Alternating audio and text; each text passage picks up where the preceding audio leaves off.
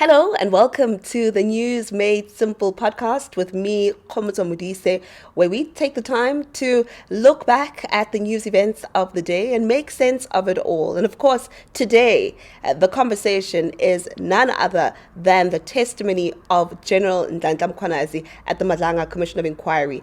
Before we get into it, though, I want to invite you to like, comment, and subscribe right here on the News Made Simple podcast. Also, share this platform with your friends. This is the place they want to be if they want to make sense of what's happening in the news. Okay, I know you are saying, Khomoto, let's get into it.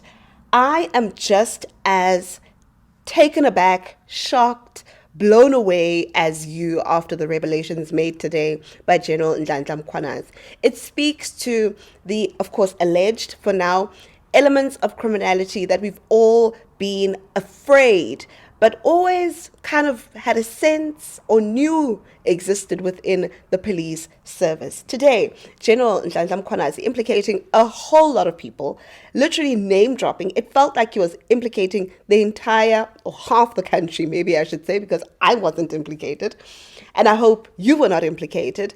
But I can tell you that there were names that popped up, that keep popping up, and have been featuring over the last few weeks in the run-up to this commission of inquiry, and the general has gone into detail about his allegations against them. So let's get through those names. I tried to put some of them together. This list is not exhaustive because there's been a whole lot of other people that were mentioned from time to time. But the central figures and key figures that I could think of are the following. Bheki, former Minister of Police. Senzo Mchunu, suspended Minister of Police. Nathi Mthethwa, former Minister of Police. Shadrach Sabia, suspended crime detection boss. Brown Mokotsi, businessman and link to Shadrach Sabia, or I should say Senzo Mchunu actually, and Vusmuzi Kat Madlala, that's alleged, as well as Paul O'Sullivan, a prominent and popular forensic investigator, and the Presidency. Note I said Presidency and not the president because that's exactly what we heard from General Nhlanhla Mkhwanazi. Okay, the general came in today and the sense I got from him really was that he was ready and he meant business. Today was the day where he was going to name drop and draw the links to all the people and the allegations that he's been making about them. Let's start with Bheki. I want to start with the police ministers because they are important figures and they're at the heart of this commission of inquiry, particularly because the allegation by Nhlanhla Mkhwanazi is that there's been political interference that's been impeding the work of the police. So let's start with Bheki. The allegation against Nhlanhla Mkhwanazi by Bheki is that he has been interfering with police processes, disciplinary processes on certain police officers. One of those being Major General Feroz Khan. We heard from the General Nhlanhla Mkhwanazi about a disciplinary process that Feroz Khan was going through, and Bheki seemed to have been meddling with that process. But another cop that we know whose name has popped up quite a bit, and he seems to be, butting heads for the longest time with General Nhlanhla Mkhwanazi. That is Shadrach Sabia, General Shadrach Sabia, who's currently suspended from his position as crime intelligence boss. What we know currently, not crime intelligence, crime detection boss. What we know about Sabia and the allegation that Mkhwanazi is making in relation to Police Minister Bheki is that Cele had been alerted of allegations of corruption against Shadrach Sabia. This was during the time that he had been fired. He then appealed and he came back to the police force as a detective.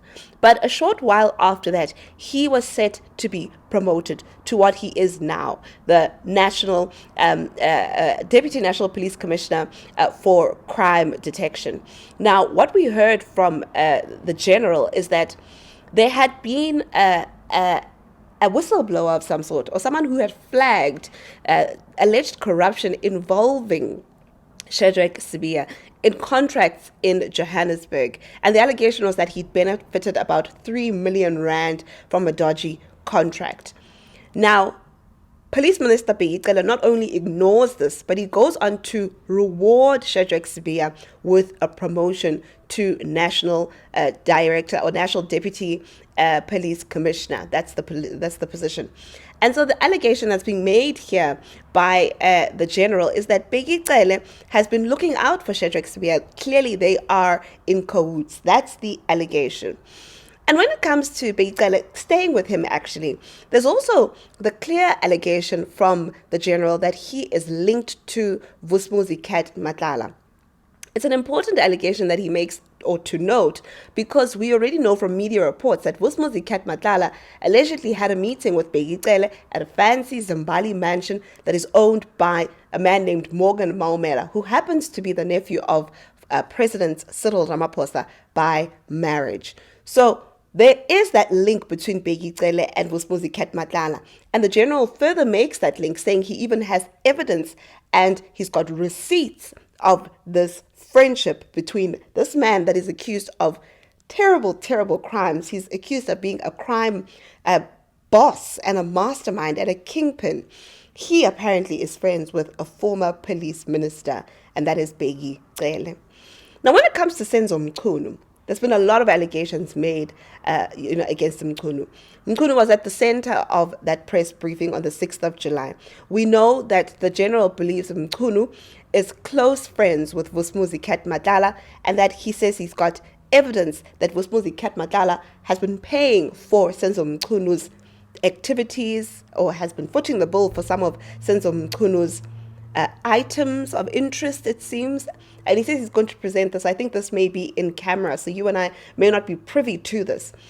But I think it was interesting to hear the general today give further detail about other instances where he believes Senzo Mchunu has interfered and almost used his position as police minister to score or to sway political events. He's spoken about incidents where he's gone to station commanders, who are essentially very junior in relation or in the hierarchy of things, gone to station commanders in order to influence them or to get information from them so that he can shift and influence the political terrain in KZN. And that's the political interference that he's been speaking about. That Senzo Mchunu is a man who blurs the lines when it comes to the political office that he holds, as well as the policing space. And then we heard allegations about Nathi Mthethwa, who's also a former police minister. And these allegations are strong because they've got to do with former crime intelligence boss, controversial former crime intelligence boss, Richard Mdluli. If you've been following the news, you'll know that the allegations against Richard Mdluli are bountiful. They are very, very many. And they date back years. And there's always been questions about why Richard Mdluli has not been properly prosecuted. Why has he not been charged, prosecuted, and, a legal process carried out? Now, we know that Mdluli is currently being prosecuted for the slush fund activities by IDAC, the investigating directorate. And we know that Mdluli is his activities with that slush fund, the alleged activities are being looked into, where he allegedly spent, crazy amounts of money buying handbags for his wife, traveling with his wife, through police funds. Now, the allegation that the general makes is that the former minister Nathi Mthethwa had gone to the lengths of making sure that the investigation into Richard Mdluli does not result in his arrest. Basically, stifling that process, protecting Richard Mdluli. It's a strong allegation to make because the question is, there's been strong allegations against Mdluli that are now clearly enough to prosecute him under the current leadership of IDAC. Then the question is, why? Why was he not prosecuted back then when the allegations were fresh? And the general says then he was willing to pursue those charges against Richard Mdluli. But politically, it served the political, the police minister, who's the political figure there, to protect Richard Mdluli. Again, speaking to political interference in the police. Now, of course, Shadrach Sabia is an interesting character. He features a lot he's been in all the videos I've done recently on the Police Commission of Inquiry and the testimony by General Nhlanhla Mkhwanazi. Today, we heard Mkhwanazi linking Shadrach Sabia with forensic investigator Paul O'Sullivan, saying they are friends, and basically saying that's why Paul O'Sullivan has been so upset with him. Of course, we know that there's also a legal process that's carrying out. Mkhwanazi is suing Paul O'Sullivan for the allegations that he's made against him, basically calling him a criminal. But he's painted a picture for the commission that there is a friendship between Paul O'Sullivan and Shadrach Sabia, and that's why O'Sullivan has been in his feelings about what the general has said about Shadrach Sabia. Now, we know that Shadrach Sabia has denied the allegations against him in the media, and he is calling for his day before the commission. And I can tell you that that day is coming very, very soon. So I hope that Sabia is ready for that process, because it's one that will definitely come, especially now that General Nhlanhla Mkhwanazi has finished his short stint before the Commission of Inquiry. Now, I want to go into the allegation against the presidency because it's an interesting one for me. We heard that the presidency, or there was a unit that was set up. I should start there. This unit was set up after there were murders and crimes at a company called Richards Bay Minerals in KZN. There was criminality, and so Mkhwanazi set up this task team to investigate this. Now, the general says about a year passed and nothing was happening with this. And so he then moved to recall this task team and remove them from Richards Bay, send them back to Durban to continue with this investigation. But he says once he decided to do that, basically collapsing this task team, he received a call from the police commissioner, Fani Masemola, who asked him what's going on.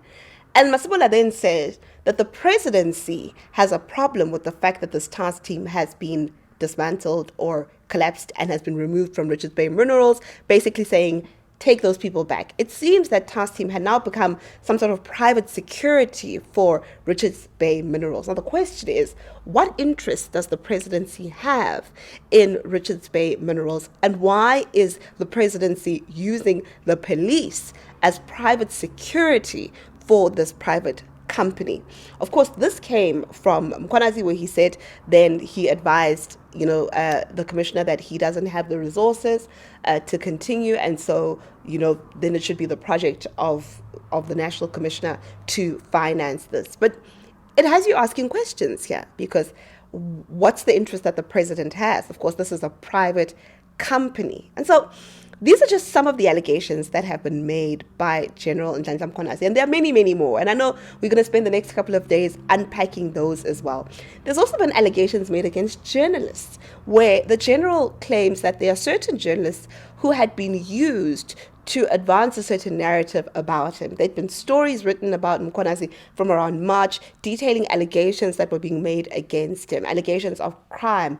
And he says there are journalists who were being fed these allegations so that they can write these stories, basically drawing this connect to say this web is so big, this web of criminality is so big that it even draws in the media to try and demonize him and demonize the work that they have been doing. It's actually a lot when you think about it, because it paints a picture, and it creates, for me at least, this impression that the interference that's being spoken about here is far wider than I could ever imagine. It goes and reaches levels that you and I could never have imagined or even known if the general hadn't spoken. Of course, this is all completely alleged.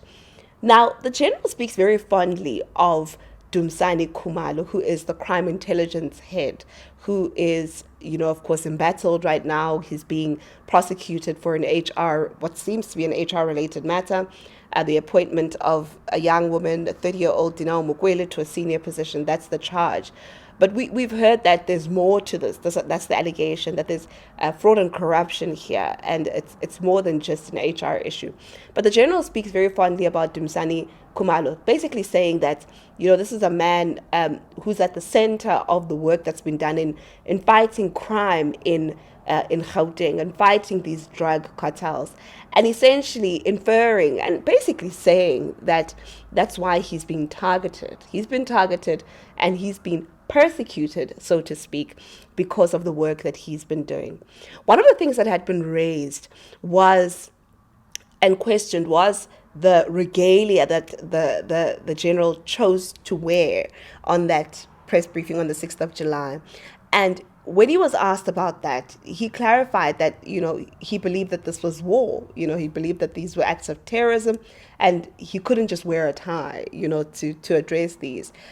It's clear that he considers what's happening in the police service and this alleged interference, because it hasn't been proven. He considers it to be war on the people of South Africa and war on the rule of law. And he says that that's something that he wants to fight and that he's going to fight, and something that he says he has fought, against before, even losing his job essentially, or being without a job for about a year because of his principles and what he believes. So what happens now? Well, the general is done on the witness stand for now. He'll most probably have some sessions in private, those what they call in-person in-camera sessions.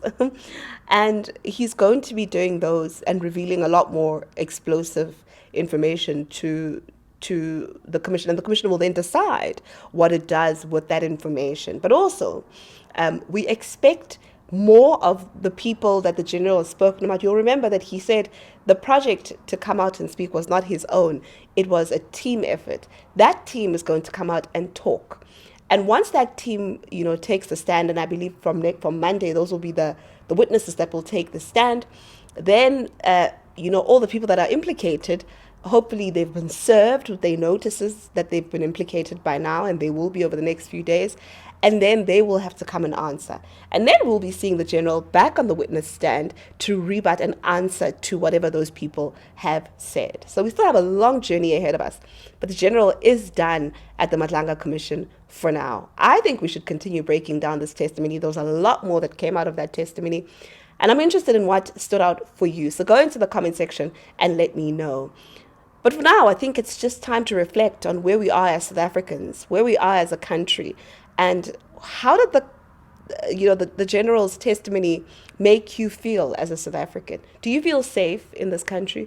Do you feel reassured that maybe there are people who care about South Africa, or is it all doom and gloom? Go into the comment section and let me know. For now, though, thank you so much for tuning in. Remember to like, share, comment, and subscribe, and let's meet again soon right here on News Made Simple with me, Khomoto Modise.